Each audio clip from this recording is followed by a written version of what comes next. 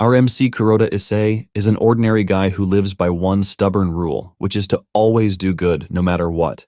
He helps anyone he can without asking for anything in return, yet fate seems personally offended by his kindness.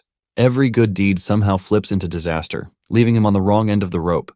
When he gives all his money to a homeless man, he is rewarded with insults and a perfectly timed bird poop dropping from the sky. When he helps an elderly woman, she panics, labels him a thug, and turns an entire crowd against him. Kuroda barely escapes being lynched, believing the nightmare is finally over. However, it isn't. A pot of flower base sent from heaven directly hit his head, and the same old lady tracks him down and beats him to death with her cane, ending his pitiful life. Kuroda's entire life is left with regrets as he takes his last breath because all he wanted to do was help. By the time Kuroda opens his eyes, he sees himself at the afterlife's gate, where he meets Angel Gabriel.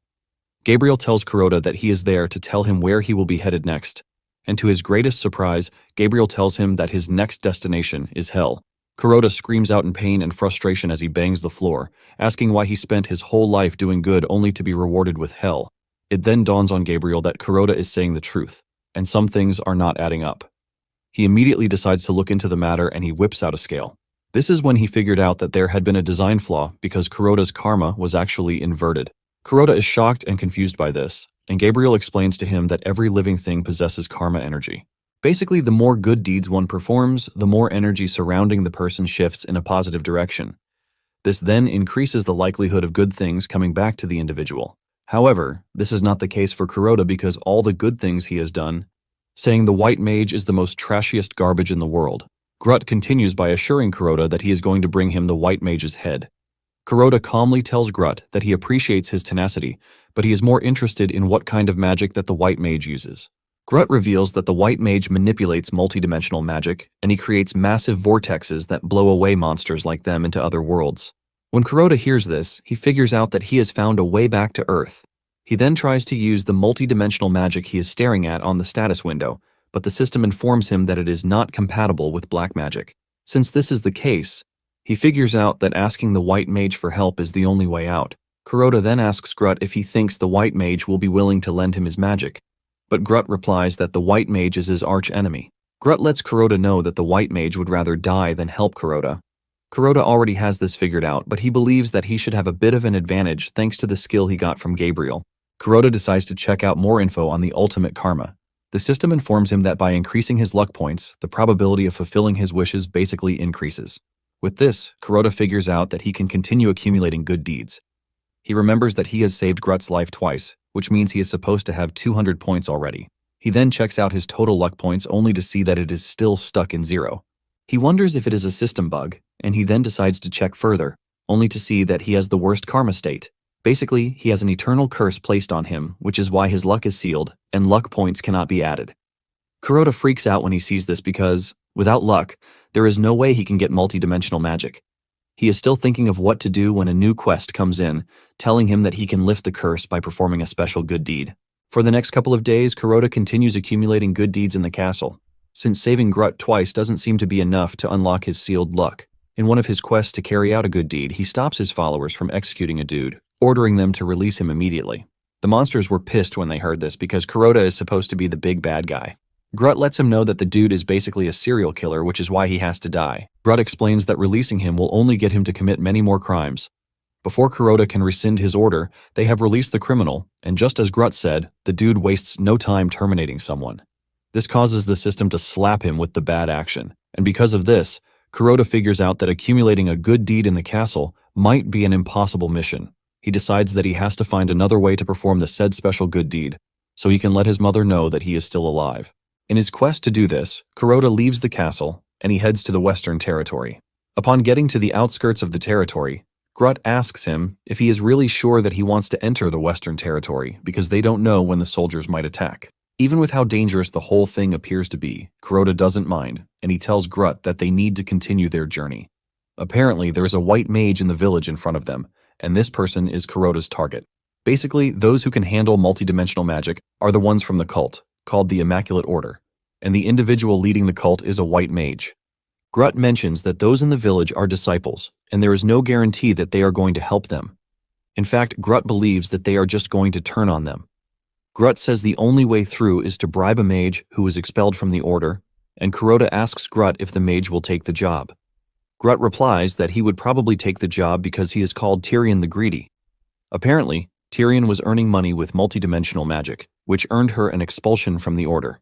Kuroda is glad to hear this, since he is a rich black mage who has no problem with money. As they enter the village, they come across a young lad who is sitting by a well, and he looks sad. Being the monster that he is, Grut wastes no time suggesting that they kill the boy. However, Kuroda stops him, saying he has a better idea. Kuroda walks up to the boy, asking him why he is alone in such a dangerous place. Kuroda wants to know if he has no parents, but the boy reveals that he does, but his father took out a huge debt with a mage, which he has to help him pay back. When Kuroda hears this, he asks the boy if he is talking about Tyrion, and the boy nods to confirm this. Kuroda then asks him if he knows where Tyrion is, and the boy replies that everyone is currently watching Tyrion's show at the tavern. Kuroda then tells Grut that it is time they leave, but before then, he has something he has to do. Grut immediately assumes that Kuroda wants him to chop the boy into tiny pieces, but Kuroda stops him, saying he is fine. Kuroda then reaches for his money pouch and brings out a gold coin. He gives the gold coin to the boy, which immediately counts as a good deed. The boy almost passes out from excitement when he sees the gold coin. But Kuroda doesn't seem satisfied, since the system didn't really take what he did as important.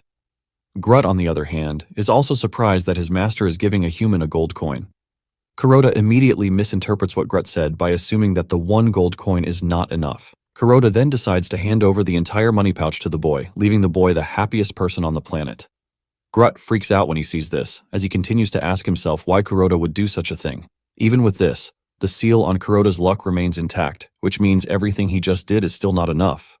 On the other hand, Grut is questioning all his beliefs because Kuroda is supposed to be the scariest man on the planet, but he is acting really weird. Grut is still thinking about this when he notices that the boy is super grateful for what Kuroda did for him. He even calls Kuroda his hero, and this is when Grut's delusion begins. He assumes that Kuroda is trying to make the boy his successor, and thanks to the money, he has gotten the boy under his thumb so he can continue worshipping him forever as his master. In his delusion, he assumes that the boy would start committing a lot of atrocities in an attempt to get closer to Kuroda, which will eventually make him an ally in ruling the southern lands. Grut is still imagining how everything will play out when Kuroda calls on him, saying that it is time they leave. Moments later, they arrive at the tavern, but there is no sign of Tyrion anywhere. Just then, a bright screen emerges in front of the tavern that immediately catches everyone's attention. Grut urges Kuroda to be careful, because what he is staring at is multidimensional magic. On the other side, two beings, who appear to be in love, are saying farewell to each other. Just as things are about to get to the most interesting part, the screen goes off. The PA system comes on, informing the spectators that they have reached the end of the broadcast. Those who are watching start to freak out because the whole thing cuts off at the best part. The voice from the announcement system tells them to insert a gold coin if they want to restart the multidimensional magic and know what is happening in the universe. This immediately starts a riot among the crowd as they start arguing among each other about who is supposed to pay. While they are all bickering among themselves, Kuroda walks up to the machine and he slides in a gold coin. He turns the knob and a bright light appears on the screen. Kuroda is then told to place his hand on the screen and think of the place he would like to observe. Kuroda does as instructed and the magic carries him to Earth. He then thinks deeply of what he actually wants to see, and to his surprise, his mother appears on the screen. Kuroda immediately grabs the screen, screaming out, hoping that his mother would hear him as he tells her that he is fine. Those in the room assume that Kuroda is suffering from a sort of mental illness because he is acting really weird. It turns out that Kuroda's mother is having a really hard time with the passing of her son, and she looks absolutely dejected. The poor woman is finding it difficult to recover, and she visits Kuroda's grave every day, taking flowers along with her. Kuroda's mother steps out of the cemetery and bursts into tears, even though she is in a public place. As tears roll out of her eyes, she talks about how much she misses her son. Even those who are watching in the tavern are left bawling out their eyes because the whole thing is too sad. Grut looks up to see that Kuroda is also crying, and before he knows it, tears drop from his own eyes too. Grut is absolutely devastated to see his master broken, even though he believes that it is one of his grand spells and plans. After crying for some minutes, Kuroda makes up his mind that he is not going to accept his fate and watch his mother continue crying the way she is. Kuroda then grabs the screen, screaming at the top of his lungs and asking if his mother can hear him. The light on the screen then starts reacting to Kuroda touching it, and Grut urges him to stay back, saying the multidimensional magic might destroy him. However, Kuroda refuses to heed Grut's warning as he continues screaming for his mother to hear him. The announcement then comes on that the safety device is being activated. Kuroda gets caught in it, sending waves of painful magic through his body, but he still refuses to let go of the screen. Kuroda is determined to endure the pain because he believes that he can get through to his mother. He continues screaming, telling his mother that he is still alive, and suddenly it appears that his mother can hear his voice. His mother turns around to see a white image with Kuroda's voice echoing from there. Everything eventually becomes clear, and the poor woman can see her son. She is shocked and confused, but Kuroda assures her that he is the one. Kuroda tells his mother that even though he doesn't have the time to explain what is going on, he urges his mother to stay alive and wait for him to come back. He assures his mother that he is definitely going to return to her. Just then, Kuroda runs out of magic power, ultimately disconnecting him from the screen. Just then, the system informs him that he just carried out a special good deed, which is the mother's love. Kuroda is surprised to see this, and the system informs him that the quest to lift the curse is complete. He was able to do this because he put an end to her mother's grief. The system window displays his karma status, which ultimately changes from the eternal curse to the cursed one. Kuroda is thankful that the eternal curse has finally been lifted. Kuroda is pleased that he can finally use the karma he has received from the angel as compensation. He figures out that his luck will continue to multiply as long as he continues to carry out good deeds. Just then, Kuroda turns around to see that the whole room has erupted in chaos over what they are supposed to watch. Most of those in the room have no money on them again because they have sold everything they have just to access the multidimensional magic. They have gone crazy about the multidimensional magic that they don't mind selling their gold tooth to get access to it. Grut then tells Kuroda that it is time they leave because the multidimensional magic appears to have made the crowd mad. In the midst of the chaos, one of them spills beer on Grut and this pisses him off. He whips out his sword ready to kill as many humans for disrespecting him. Just then, Kuroda smells the beer on his head and he notices that something is totally off. He remembers that he has smelled this somewhere before, and suddenly it dawns on him that it is from the Black Mage's memories. Apparently, his former self had made a similar concoction in the past, and it is basically an addictive elixir. Kuroda then tells Grut to follow him because they need to check the beer barrels. Deep down, Kuroda knows that something is wrong, and he believes that there must be a hidden device tucked away somewhere. Kuroda starts looking around, and he soon finds a tube filled with the addictive elixir, which is connected to the drinks. It turns out that Tyrion spiked the beer with the elixir to make sure that everyone is dependent on her multidimensional magic. Kuroda is not pleased with the fact that people are pouring their wealth into trying to peek at the events happening in every corner of the universe. Kuroda remembers the child from before and he figures out that his father might be among those who are currently wasting money in the tavern. Suddenly, two dudes walk up to Kuroda and Grut, suggesting that they pay for their entertainment since it appears that they have money. Just as usual, Grut is quick to grab his weapon, ready to kill the dudes. But Kuroda stops him, telling him that it is not necessary. Kuroda lets Grut know that he can actually save everyone in the tavern. Kuroda then looks through the Black Mage's memories to try to get the antidote to the elixir. After some minutes of searching, Kuroda finds it, and using his magic power, he activates the antidote. This unleashes a wave of magical energy into everyone in the room. Surprisingly, everyone in the room comes to their senses, and they start demanding to know why they are at the tavern at such a crazy hour. Kuroda also makes sure to purify the entire village with the antidote, ultimately releasing them from Tyrion's bondage. Broken families started fixing up, since there is no crazy urge to use the multidimensional device again. Grut is shocked when he sees everyone in the tavern acting nice and apologizing to each other. It then dawns on him that Kuroda's magic stripped the crowd of all aggression, and just as usual, he creates a delusional reason as to why this happened. He believes that Kuroda did this to make the people docile so they will never think of taking up arms because they were once like lions, but have been downgraded to earthworms. Just then, the system tells Kuroda that he just carried out a good deed, and he has gained luck points. Kuroda is thankful for this because his purification spell helped him gather points. In the end, he is able to gather 238,000 luck points, and Kuroda believes that this will help him use multidimensional magic. Suddenly, a loud explosion rocks the building, and the explosion is accompanied by the mage, Tyrion. It turns out that Tyrion is a woman, and she is pissed that Kuroda is trying to ruin her lucrative business. Grut is shocked when he realizes that Tyrion is a woman, not the big bad dude he was already imagining in his head.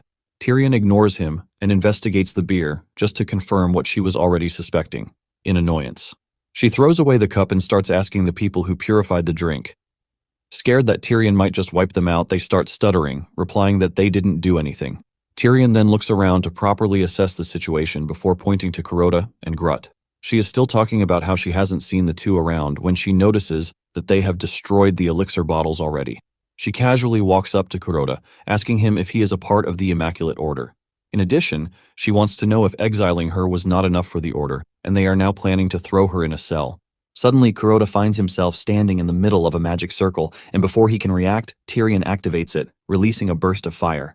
Instead of panicking, Kuroda remembers that he has seen something like this in the Black Mage's memories, and it is called the Flame Circle. With no time to waste, Kuroda goes with his gut and he throws a gold coin to his right.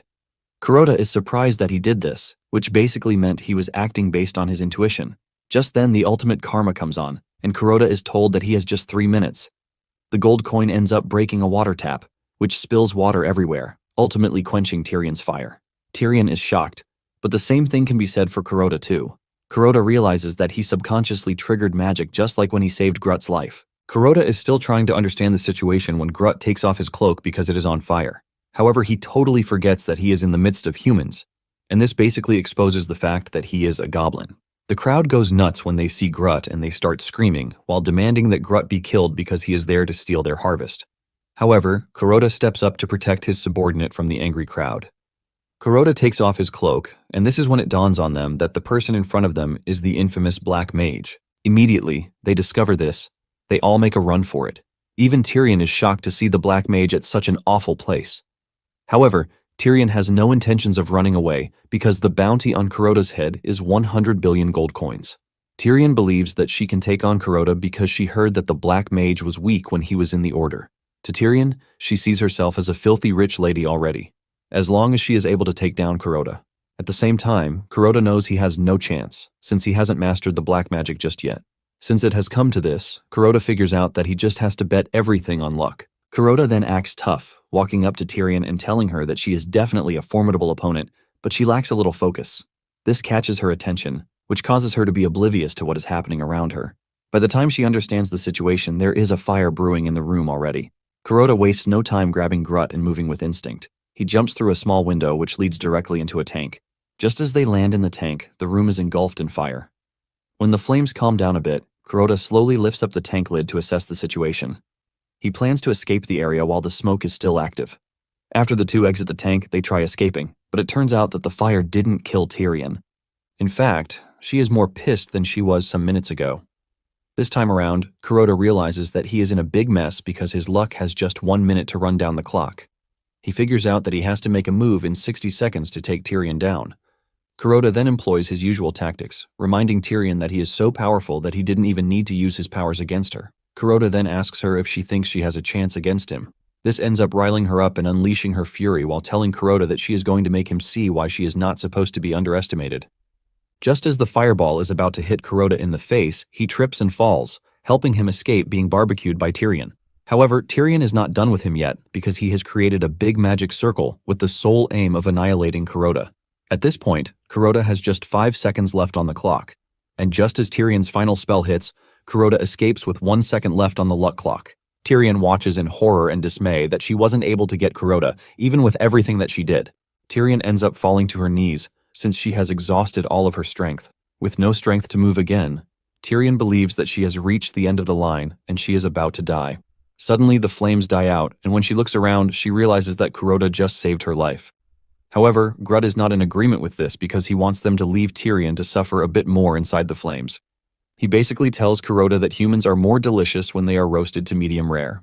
Kuroda ignores Grut's complaints and walks up to Tyrion, telling her that he has no intention of leaving her behind. Suddenly, Kuroda finds himself staring into one of the Black Mage's most important memories. Kuroda sees the Black Mage amidst destruction, and he is holding someone dear to him. It turns out that the Black Mage was unable to save this person, and he screams out in agony as he hugs the lifeless body of his loved one. Kuroda is so engrossed in the Black Mage's memories that he forgot that he was holding Tyrion just the same way the Black Mage held his loved one. Suddenly, he feels a soft lip locking with his, and when he opens his eyes, he sees Tyrion kissing him. Kuroda is shocked, demanding to know what Tyrion is doing. Tyrion looks absolutely innocent as she replies that she thought this was what Kuroda wanted from her. Kuroda lets her know that she has everything wrong, and he was only motionless because he was lost in thought. Tyrion then tells Kuroda that she is ready to do whatever he wants because she is not ready to die yet. Kuroda understands where she is coming from, and he lets her know that he has no intention of killing her. Kuroda stretches his hand to Tyrion, asking her to follow him because, as things stand, he needs her power. Without hesitation, Tyrion holds Kuroda's hands, and Kuroda tells Grut that it is time that they leave. Not long after this, the system informs Kuroda that the ultimate karma has ended, and all luck bonuses have also been consumed. Kuroda is not surprised because he already knows that he is going to exhaust his power. In addition, his luck points have returned to 0. Kuroda then figures out that his luck powers are temporary because of the Cursed One status. However, he is convinced that there is a quest somewhere that can fix this. He checks out the Cursed One's info and realizes that he is that way because he has committed too many atrocities. Not long after this, they arrive at Tyrion's home, which she told them is not something fantastic. However, Kuroda begs to differ because her house is a freaking mansion, standing alone in the middle of nowhere. Upon entering, Kuroda is almost blinded by all the jewelry in the house, and Kuroda demands to know if Tyrion has been funding her lifestyle with the villagers' money. Tyrion quickly clears the air, saying she did no such thing, while revealing that the house was passed down to her by her parents. However, Grut is not one to believe such blatant lies. Once they have settled down, Kuroda tells Tyrion that he needs her multidimensional magic because he has to go to an... Moments later, they hear a loud noise outside and they stand up to investigate. They stand by the window only to see an angry mob outside the mansion, threatening to kill Tyrion. Grut freaks out when he sees this, and when they take a closer look, they realize that the villagers are not alone. Tyrion almost shits her pants when she realizes that the mages that accompanied the villagers are from the Immaculate Order. To make it worse, the white mage is with them, and just the mere presence of the man sends waves through Grut and Tyrion's bodies. Tyrion starts shaking because she believes that they are all dead. Even Kuroda is surprised that the white mage decided to show up, and realizing that he has no chance against him, Kuroda figures out that running is the best option. Kuroda then taps Tyrion on the shoulder, telling her that she is coming with them too. Tyrion wants to disagree, claiming that she can't leave her palace and all the money that she has, but Kuroda drags her along, telling her that he was giving an order, not a request. Just then, they activate a magic circle, and by the time the angry mob made their way into the house, the trio had escaped via a teleportation circle. It turns out that the circle was being powered from inside the circle by Kuroda's men, who were on standby. Kuroda safely makes it back to the castle, and he is pleased that he prepared an escape route with the transfer magic that Grut helped him set up. Kuroda is still praising the ingenuity of black magic when he suddenly realizes that his subordinates who were powering the magic circle have all collapsed to the ground, and with the look of things, they are dead already. Confused, Kuroda demands to know what is happening, and Grut casually replies that the group used their lives as the price for transfer magic. Grut reveals that teleportation is one of the most powerful spells in the goblin world, and by absorbing the life force of the summoned, it can move people through vast distances. Kuroda freaks out when he hears this, and he grabs Grut, telling him that he should have warned him about this. Grut subtly replies that he didn't want to trouble Kuroda with such minor details. Kuroda cannot believe that Grut just classified the lives of some people as minor. To make it worse, Kuroda gets slapped with the bad action tag by the system, telling him that he just carried out an evil deed. In a flashback scene, a young, poor girl, Sylvana, is seen being treated badly as if she were an animal. She was thrown out of her workplace by her boss, who told her not to return just because she accidentally broke a plate. As she walks through the street, she can hear people talk trash about her. Apparently her parents were supposed murderers, and because of this, no one wants to associate themselves with Sylvana. Sylvana was left on the street to suffer, and one night, a greenish entity appeared in front of Sylvana and urged her to eat it. It assures Sylvana that everything will be fine if she does so.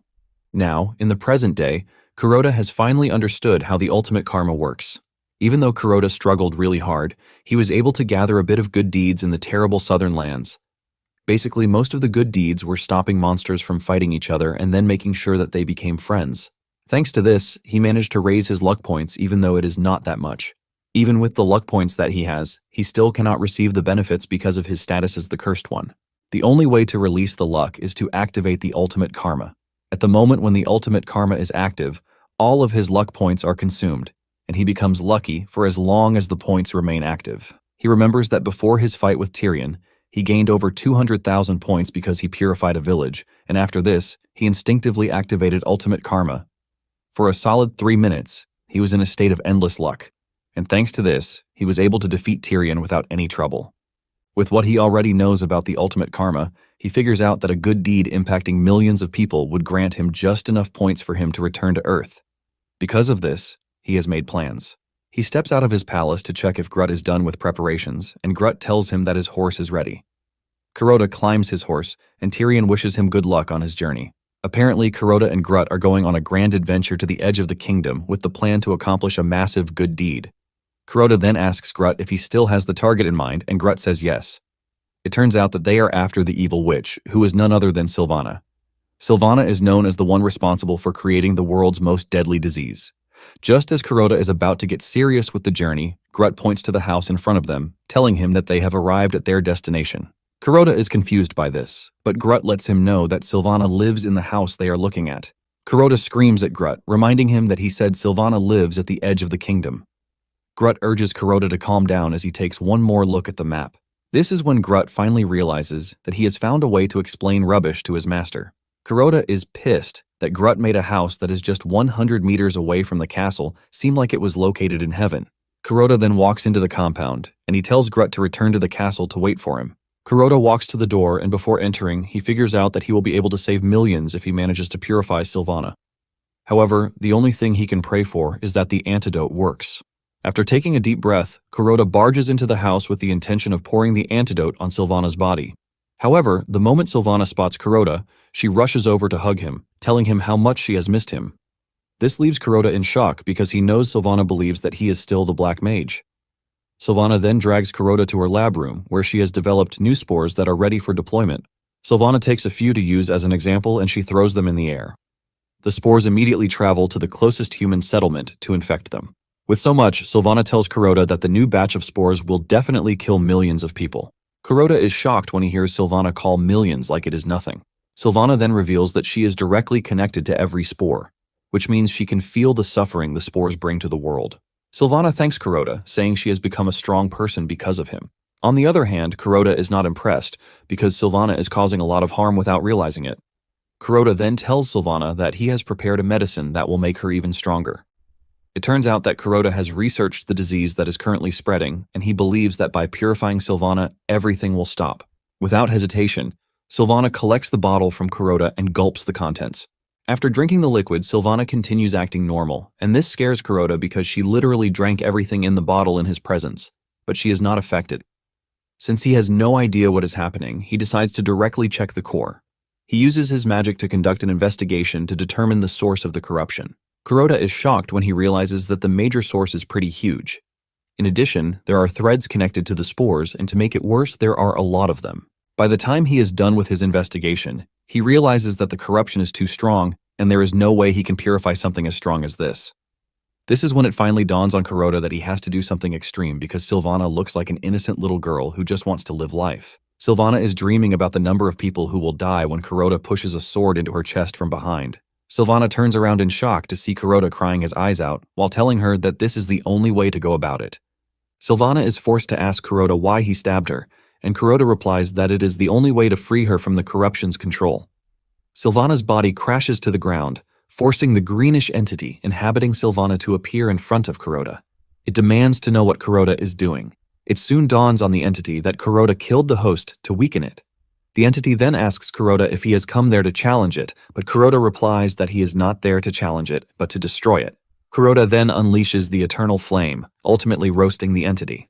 The entity screams in pain while promising Kuroda that he is going to regret what he just did. Kuroda only intensifies the fire to make sure that the entity properly dies and vanishes. After Kuroda is done, all of the entities that influence the world start to disappear. Everyone who has fallen sick thanks to the spores provided by the entity starts regaining their health at that very moment. While people are getting healed around the world, Kuroda is getting rewarded with luck points. Kuroda is blown away by the number of points that keep coming just from purifying Sylvana and destroying the evil entity. Before he knew it, his luck points had exceeded 1 billion already. Kuroda is pleased with the number of points he has amassed, and he believes that he can return to Earth with this. Kuroda then carries the dying Sylvana in his arms, telling her that he is going to save her before he returns to Earth. Kuroda activates the ultimate karma, and he is given 3 minutes of maximum luck value. Kuroda is pleased when he realizes that his status at that moment is stated as divine luck. Meanwhile, there is a planet headed for a certain planet. At the same time on the same planet, the White Mage was about to wipe out the entire Centaur tribe. Just as the White Mage's magic is about to hit, the meteor flies past, ultimately deflecting the White Mage's magic. The deflected magic then travels to Sylvana's house and lands there, destroying a portion of the house. Kuroda is shocked and confused by what is happening. Suddenly, he sees a screen with his mum in it in front of him, and it dawns on him that the multidimensional magic is active. He immediately figures out that he can use this powerful magic to break through. He urges Sylvana to stay with him while he saves her with incredible power. Kuroda then screams at the screen, telling his mother that he will be back once he saves Sylvana. He tries reaching his mother just like before, but the magic is too strong this time, and he fails to break through. With her dying breath, Sylvana tells Kuroda that there are things that cannot be changed in this world. She lets him know that these things are constant already, even if he holds all the luck in the world. Apparently, one of these things is that he cannot use white magic as long as he is a black mage. Another thing that is impossible to do is to bring back the dead, and after saying this, Sylvana finally dies. Kuroda holds her closely, with tears dropping from his eyes.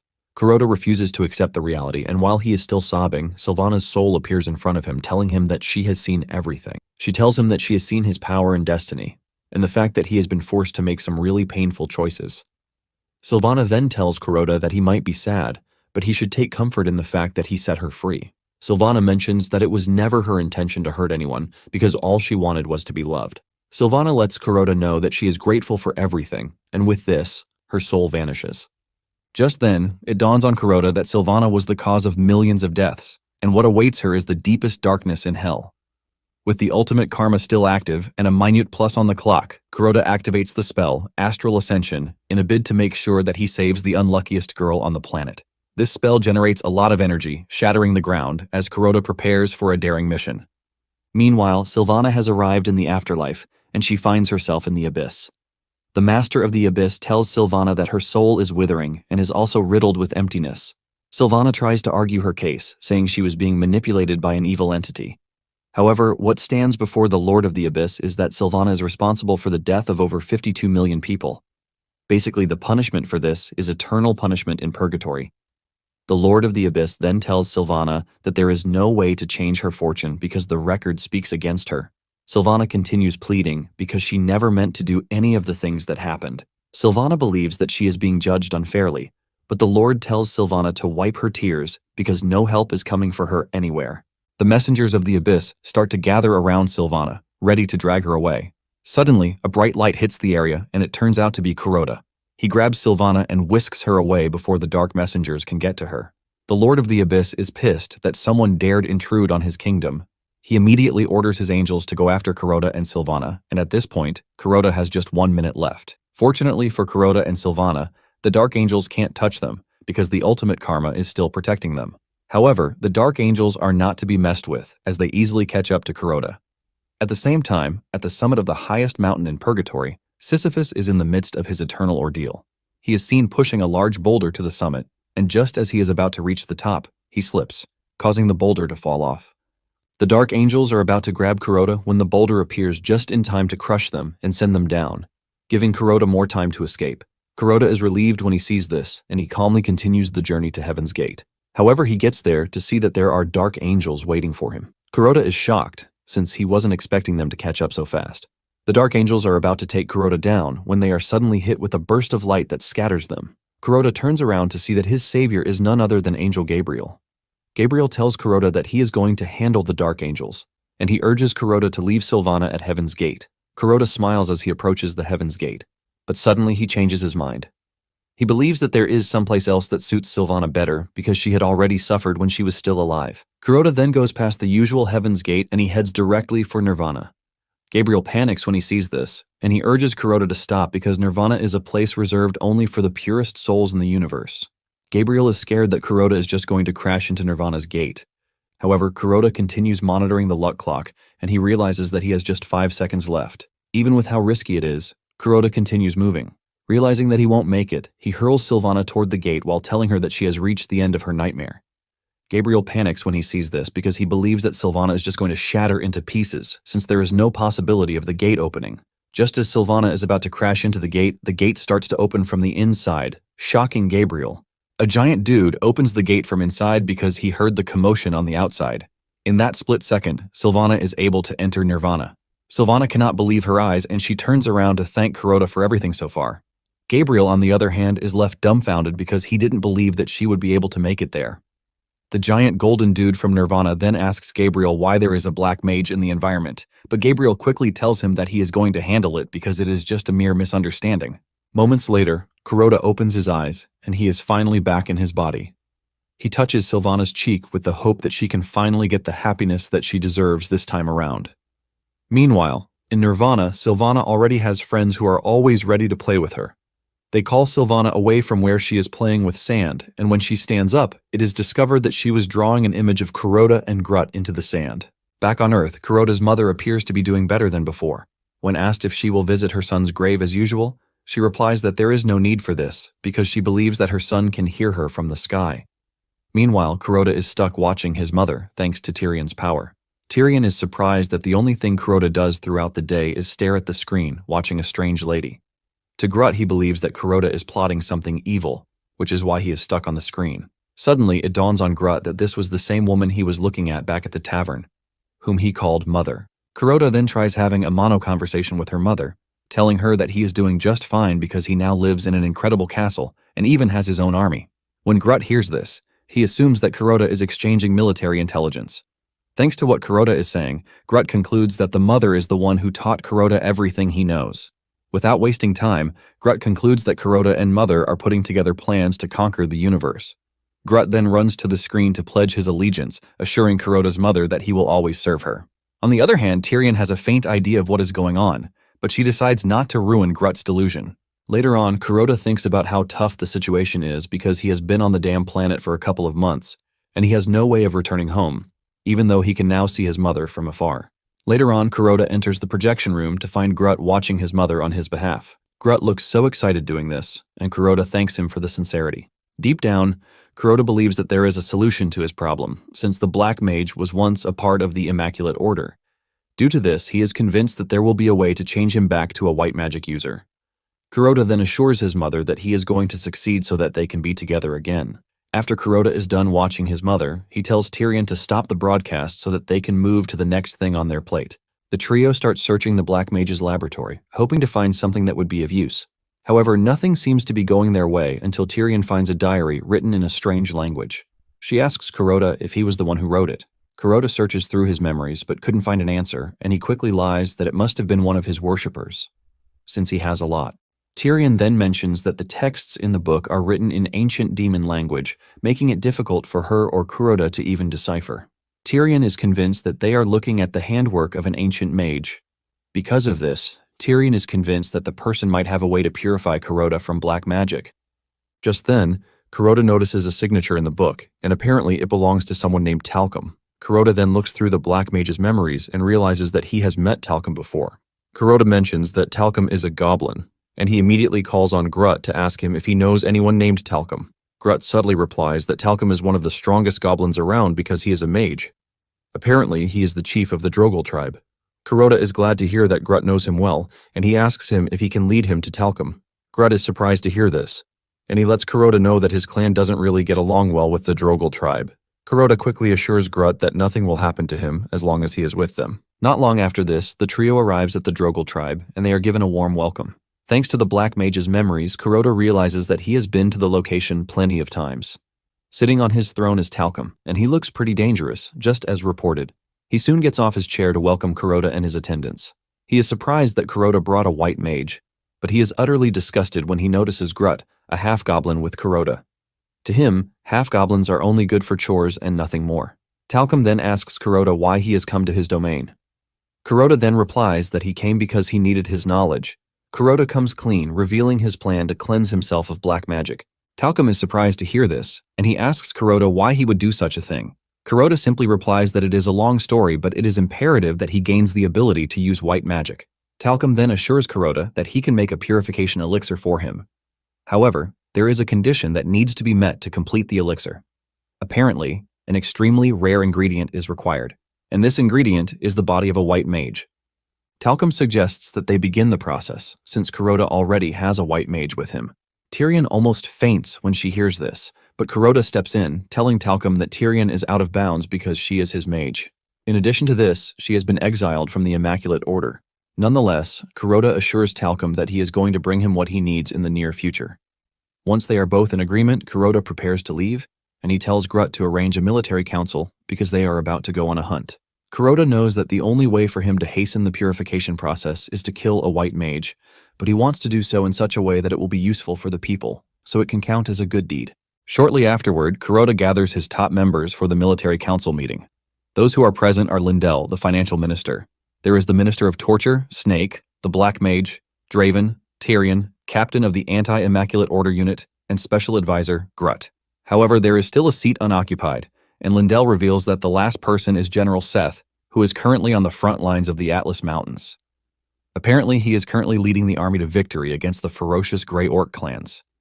To show his exploit, Tyrion broadcasts Seth's location for them to see. Seth looks absolutely badass as he takes down the orcs like they are nothing. He is such a merciless warrior who doesn't hold back against the enemy. Even watching him operate alone sends chills down Kuroda and Grut's spines. Kuroda quickly suggests that they start the meeting without Seth. Kuroda then reveals that he gathered them for an important reason. While he is addressing the council, Tyrion leaves the war broadcast on, and they can see Seth trashing the enemy while cursing them out. Kuroda then reveals that their action is going to land a significant blow on the Immaculate Order, and this is because they are going after a white mage. Realizing that the broadcast is a distraction, Kuroda urges Tyrion to cut it. Snake then asks Kuroda if he has a specific target in mind. Deep down, Kuroda immediately switches to his bluffing mode. Kuroda confidently replies that he has someone in mind, and it is their plan to end the reign of the most evil white mage in history. Apparently, this white mage has committed so many atrocities that warriors even tremble at the mention of his name.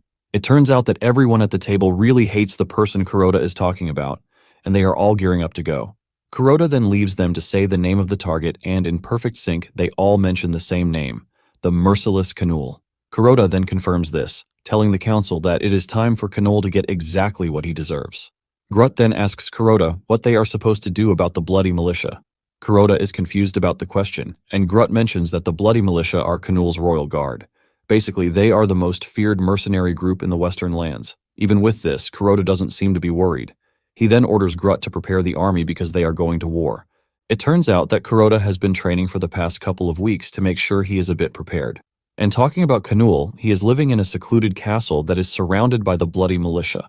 Fortunately for Kuroda, Grut was able to gather all the demons who weren't on the expedition with Seth. Kuroda soon steps out of the castle, and Grut welcomes him, telling him that everything is ready. Kuroda stands on his balcony to have an overview of the army Grut has gathered. Surprisingly, Grut has created Mother's Emblem to boost the warriors' morale. In fact, he didn't just stop there. He had the warriors engrave this emblem into their skin, and the army is all riled up, thanks to this. Kuroda is pretty much impressed by everything Grut has done so far. Shortly afterward, Kuroda and his army move into the western lands, which are Canul's territory. On the other hand, Canul appears to be aware of Kuroda's plot, and to add to the surprise, Canul knows of Kuroda's real identity. Later on at the demon encampment, Kuroda looks at the status window, and he is glad that he is prepared for the battle. Before coming to challenge Canul, he had made sure that he boosted his luck. Some weeks earlier, he snuck into the Dungeon of Torments, which is Snake's playground. There were thousands of prisoners there, and Kuroda freed all of them. This course of action then grants him a bunch of luck points, but Snake was pissed when she saw her beloved prisoners making a run for it without knowing who was responsible for it. Because of this good deed, Kuroda gathered 100,000 luck points, and she is confident that he has what it takes to defeat Canul. Not long after this, Tyrion starts complaining of boredom, suggesting that they get the siege over. Tyrion is worried that Grut will not come through, but Kuroda assures her that Grut will deliver. Just then, Grut appears from underground, holding 2 pieces of drilling equipment. It turns out that Grut has been able to dig a tunnel that leads straight to Canul's castle, and with this, they will be able to bypass Canul's defensive network. Grut is proud of himself, and he mentions that drilling is a goblin's specialty, which made it easy for him. They are still celebrating this when Snake comes forward to tell Kuroda that they have a problem. Apparently, the Bloody Militia already attacked the forward base. Basically, Canul is the first to make the first move. This immediately tells Kuroda that they need to get down to their plan as fast as possible. Kuroda orders Grut and Tyrion to follow him so that they can infiltrate using the tunnel. Kuroda lets Snake know that she is in command of the army until he comes back. He urges her to drive back the blood-stained militia, and Snake gladly accepts the responsibility. Basically, Snake has been eager to cause some destruction since she lost all of her prisoners, and this happens to present the best opportunity. Once they are in the tunnel, Grut leads the way with a torchlight attached to his helmet. Moments later, they emerge at Canul's residential district, and they are covered in mud. Since Canul's room is at the top of the tower, Kuroda and his advisors make a quick run for it, hoping to end everything before Canul even knows what hit him. Upon arriving at Canul's door, they barge into the room, expecting him to start shaking. However, Canul remains calm, and he even has a drink in his hand. Kuroda confidently tells the dude that his reign of terror is over, but Canul calmly replies that he was already expecting something like this, which was why he prepared beforehand. Suddenly, Kuroda and his advisors get trapped in a cage. However, Kuroda doesn't think this is a big deal because she is confident that such a small cage cannot do anything to him. Kuroda then tries to use his magic, but to his surprise, mana refuses to come out of his hand. This is when it dawns on Tyrion that they are currently in a force-sealing prison. Basically, anyone trapped inside is completely stripped of their magic. Canul laughs out loud because Kuroda got everything right. Tyrion then mentions that the cage is a supreme relic, which belongs to the White Mages. Canul confirms this, saying he stole it when he was expelled from the Immaculate Order. Tyrion then tells Kuroda that they are screwed because they are at Canul's mercy. Since this is the case, Kuroda then tells Canul to kill him, and Canul accepts the request. Canul wastes no time cooking up an attack spell, and he hurls it right at them. Kuroda then activates the ultimate karma, granting him infinite luck. Just as the attack is about to hit, a chandelier crashes down, blocking the attack. Canul is shocked when he sees this, and Kuroda mocks him for messing things up. Canul is pissed that things didn't go his way, and he decides to take things to the extreme. Canul then activates the multidimensional magic to show Kuroda's mother, while revealing the fact that he knows his true identity. Canul reveals that he has been observing Kuroda for a long time. Apparently, he has a bat watching all of Kuroda's moves. Canul says he saw Kuroda staring at his mother every day, and this is when it finally dawns on him that Kuroda is not from this planet. Canul laughs wickedly, revealing his plan to target Kuroda's mother. Grut is surprised to see that Canul actually saw through Kuroda's secret. However, Tyrion urges Kuroda not to panic because only the White Mage possesses the multidimensional magic that is powerful enough to cross worlds. She is confident that Canul can't possibly get his hands on Kuroda's mother. This is when Canul finally reveals that the seizure prison is not the only thing he stole from the White Mage. Canul reaches into his pocket, revealing what else he stole. Since Tyrion is conversant with these kinds of things, she is confident that he knows what it means. Tyrion panics when she sees what Canul is holding in his hands. Apparently, it is called the Phial of Passage, and it contains the blood of the White Mage. Whoever drinks the blood can temporarily cross between worlds, and the phials were supposed to have been destroyed. Canul laughs wickedly as he reveals that one of the phials remained intact. He then drinks a portion of the blood, which immediately grants him access to the portal. Just as he is about to cross to the other side, he tells Kuroda to say his farewell because once he is done killing his mother, he is coming back to kill him. Fear grips Kuroda, and he screams at Canul, begging him not to touch his mother. However, Canul ignores him and walks straight to his mother. At the same time, Kuroda is wondering why the ultimate karma is not doing anything about what is happening. To make it worse, there are only 28 seconds left on the clock. Desperate, Kuroda grabs Tyrion, telling her to help save his mother. Even though she is willing to help, Tyrion reminds him that her current self cannot handle the multidimensional magic powerful enough to cross worlds. However, Kuroda keeps screaming at her, urging her to help him. Kuroda is so broken that he falls to his knees, urging Tyrion to help him out. Suddenly, Tyrion feels something shift inside her. In no time, she finds herself on Earth. She looks around and sees Kuroda when he is still young. Just as expected, Kuroda was a sweet kid who was working hard to buy his father a chocolate bar. Apparently, his father is in a tough state, but Kuroda was willing to help. After buying the chocolate bar, he places it in his father's bicycle carrier. This initially counted as a good deed for him, but because of his negative karma, everything ends up turning out for the worse. His father gladly took the chocolate bar and he headed out to work, but he ended up getting crushed to death right in front of Kuroda while he was still waving to his father. Even Tyrion is traumatized when she sees what happened to Kuroda as a kid. Not long after this, Kuroda's father is laid to rest, but he runs away from the procession, blaming himself for what happened to his father. He then runs into Tyrion, whom he starts begging to help save his mother because she doesn't want her to die because of him. Tyrion smiles at young Kuroda, assuring him that she's going to help him. By the time Tyrion returns to her normal self, she starts feeling a surge of power inside her. Even though she doesn't fully understand what is happening, she is sure of one thing, which is the fact that she can now do what Kuroda is asking of her. Tyrion's eyes start to glow, shocking Kuroda, and Tyrion ultimately activates the supreme multidimensional magic. Once she opens the portal, she urges Kuroda to go through quickly because she can't hold it for long. Kuroda tries to use the portal, but unfortunately, he is rejected because of his black magic constitution. Without hesitation, Grut offers to help, and he dives through the portal. Canul is about to get to Kuroda's mother when Grut appears out of nowhere and kicks him right in the face, sending him flying into a car. Grut immediately jumps in front of Kuroda's mother, declaring his determination to protect the woman. The surrounding humans make a run for it when they see a goblin spawn out of thin air. On the other hand, Kuroda's mother remains motionless, and Grut urges the woman to calm down, telling her that he is the Black Mage's advisor who has been sent to protect her. Grut also lets Canul know that any attempt to touch Kuroda's mother will cause them to cross paths. Canul finally gets back on his feet, and he laughs at Grut, telling him that all he needs is a little blood. Back in the cage, the luck timer runs down, leaving Kuroda totally powerless. Since he is useless, he calls on Tyrion to cross dimensions to help Grut, but by the time he turns around, he realizes that Tyrion has passed out already because she exhausted herself. With this, Kuroda realizes that the only person he can rely on is Grut. Now on Earth, Kanol is pissed at the fact that Grut is stressing him. He raises his hand, ready to tear him apart with magic, but he is surprised when nothing happens. Grut makes fun of him, telling him that there is no magic on Earth, which means they are left with their physical strength. Grut then makes the first move, and he dashes at Kanol with his 2 swords in hand. He tries stabbing Kanol, but Kanol easily blocks his attack with his own sword. Kanol then cuts Grut in the chest before sending him flying into the distance. Grut crashes hard into the wall, leaving a cloud of dust. Kanol then walks up to Kuroda's mother with the intention of killing her because Kuroda invaded his lands. Kanol raises his sword to cut Kuroda's mother, but the woman protects herself by blocking the attack with the car's door. Kanol is impressed that the woman is acting strong, but at the same time, he is disappointed that Kuroda's mother is pretty weak. Kanol is having a laugh when the woman blinds him with a pepper spray, causing Kanol to scream out loudly. While Kanol is still screaming and crying about his eyes, Kuroda's mother screams at Grut, telling him to wake up. This voice sends echoes through Grut's head, and his subconscious self reminds him that he has to stay strong for his master because Kuroda is counting on him. Grut finally comes back to life, and the woman throws a telescopic baton to Grut, telling him to use it. Grut catches the baton and leaps toward Kanol with full strength. Kanol tries blocking, but the sheer strength of the baton causes him pain. To make it worse, Grut is pretty fast too. Just then, Kuroda's mother throws the pepper spray at Grut, telling him to use it too.